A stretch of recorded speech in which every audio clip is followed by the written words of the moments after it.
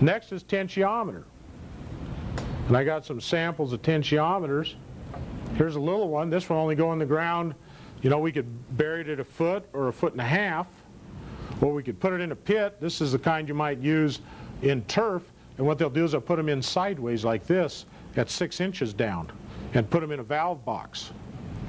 And then they'd obviously turn this so they could read the gauge. And what you have is a ceramic tip over here. It's a porous ceramic tip. Water can move through this thing, but not very easily. It acts like a root. And you put a partial vacuum in this tube here, or a partial, you pressurize it slightly, and then as water leaves the tube, it gets pulled out of here, it starts to pull a little vacuum. And so the gauge is reading a vacuum.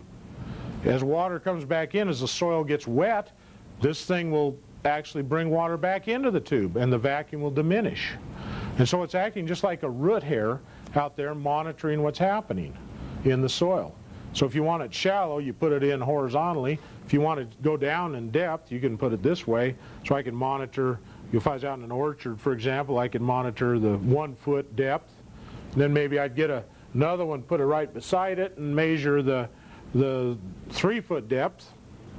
And I'd have the values between the two, and I could monitor what's happening with the soil moisture in a range. Now you can see we have to put a lot of these out in the field at a lot of sites to get real good uniform readings. So again, you try to find the average site.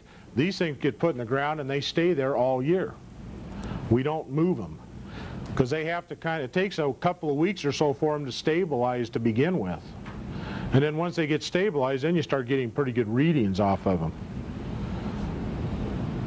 One problem is they do not work in soils that have rocks or gravels or even real sandy soils. They just don't get enough contact on this ceramic tip to be able to really adhere good enough to get that soil tension versus root suction effect going. You know, it doesn't adhere good enough to do that. So they don't work very good. They tried using these with pretty much disdain out in the orchards here in Milton Freewater. They just never could get them to work worth a hoot.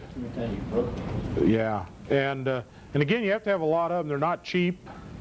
You know, this is probably somewhere in the $40 to $80 range, depending on how long they are and who you buy them from. And that's per. So you're going to have at least 2 in most sites, except in turf you'll have 1 at a site. And just put it in a valve box sideways so you can access the porthole here out of the valve box and read it.